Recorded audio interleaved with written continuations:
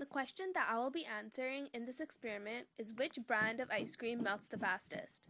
The materials that I will be using include 4 bowls, 4 brands of ice cream, and 4 labels. The brands of ice cream that I chose are Häagen-Dazs, Chapman's,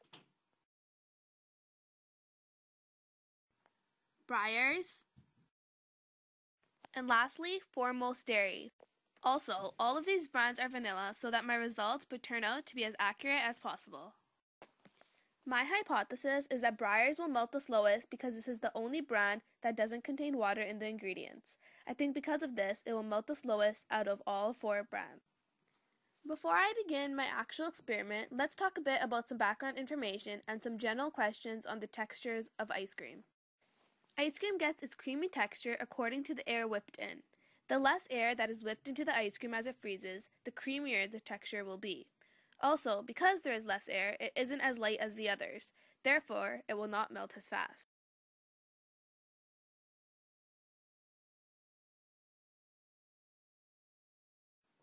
No, it would not. The liquid water refreezes around the existing ice crystals. Over time, these ice crystals get bigger and bigger. Therefore, your ice cream will end up losing its creamy texture. So as you can see here, Häagen-Dazs is melting amazingly fast, but you can still see the scoop of ice cream. Next is Chapman. Then Foremost. And lastly, Breyers. After a total of an hour and a half, Breyers still looks perfectly fine to eat.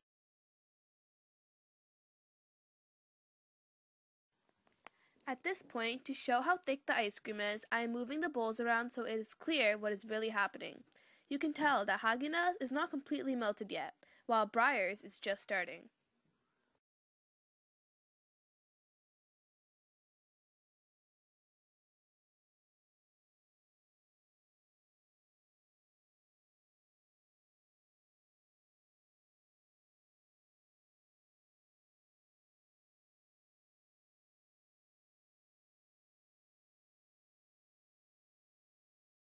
Häagen-Dazs has officially melted at 5 p.m.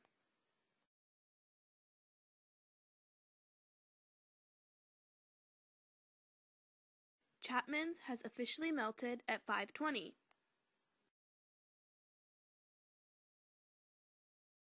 Foremost has officially melted at 6 p.m.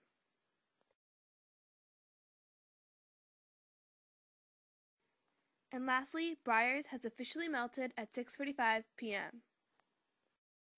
All in all, my hypothesis was correct. Breyers melted the slowest, then Foremost, next Chapman's, and finally Häagen-Dazs.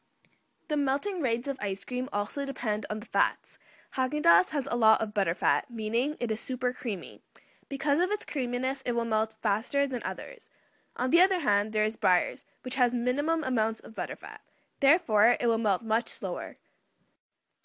What I could have done differently is use thermometers to actually test the temperature. That way I would get more accurate readings of how cold the ice cream is. In particular, I found the timing portion quite difficult in my project. The timings of when something important happens has to be perfect in order for the results to be accurate. I chose this topic because I wanted to know what was in my ice cream that made some brands melt faster than others.